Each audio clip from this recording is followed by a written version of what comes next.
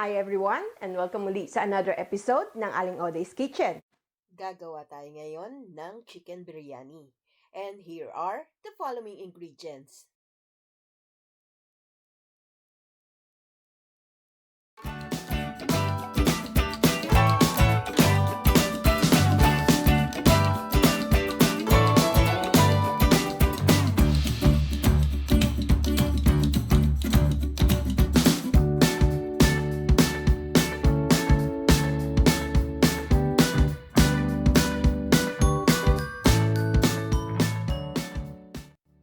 Ang ating first step, magpe-preheat lang tayo ng oil dito sa ating pan at igigisa natin itong ating 2 pieces ng finely chopped onions. Gisa lang natin to hanggang sa lumambot.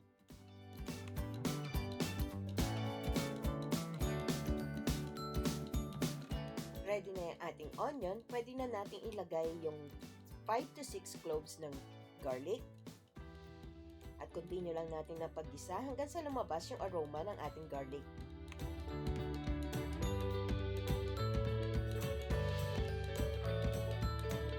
Ready na yung ating onion at garlic. Pwede na natin i-add itong ating chicken portions.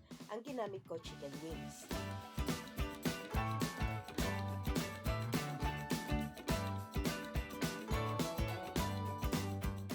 And then, pwede na natin ilagay yung 2 pieces ng chopped tomatoes.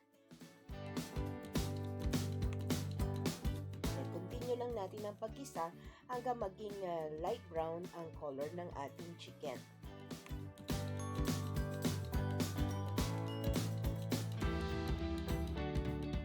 Ayan, ready na yung ating chicken. Pwede na natin ilagay yung 1.5 tablespoon ng grated ginger or ginger paste.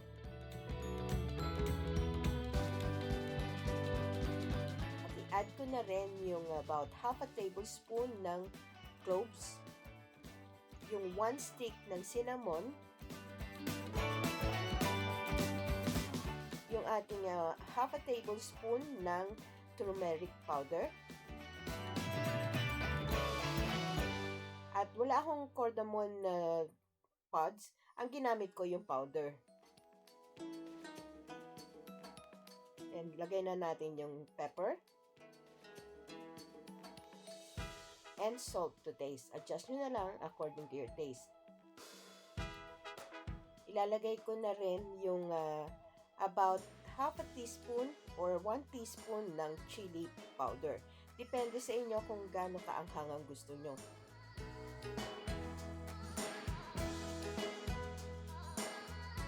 And haluin lang natin ito.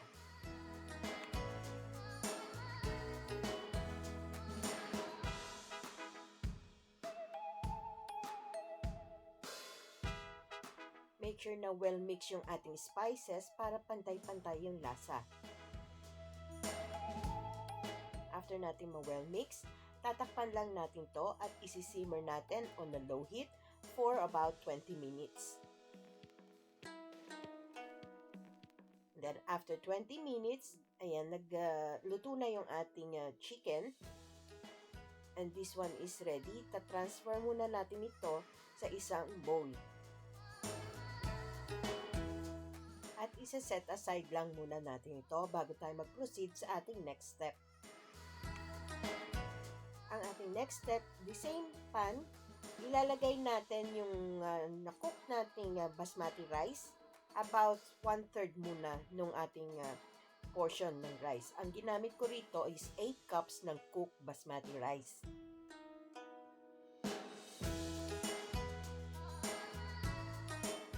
Maglalagay tayo ng about a few pieces ng chicken na naluto natin. Gagawa tayo ng 3 layers.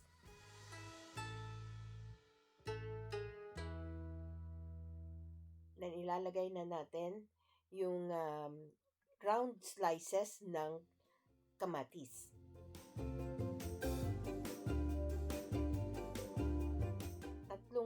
Malaking kamatis ang ginamit ko na hiniwa ko sa pabilog.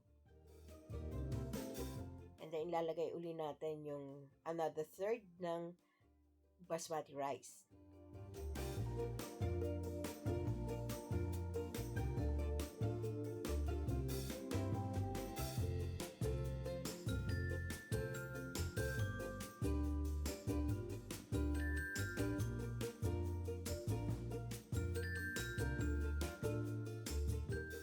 Next, yung ating chicken again. Mas maraming portion na ang ilalagay natin dito.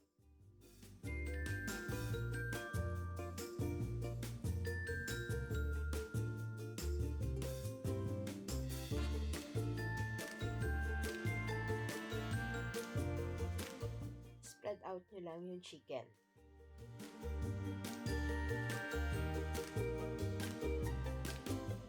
Lagyan natin ng sauce. At ilalagay uli natin yung slices ng tomatoes.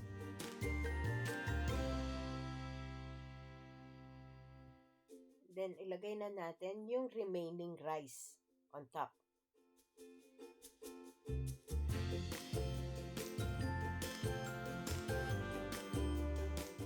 Tatakpan lang natin to at isi-simmer natin to on a low heat for 30 minutes.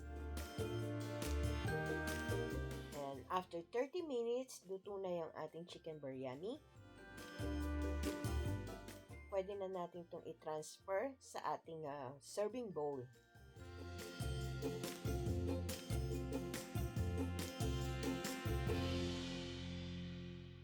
And there you have it, our quick and easy chicken biryani. Best served with unflavored yogurt.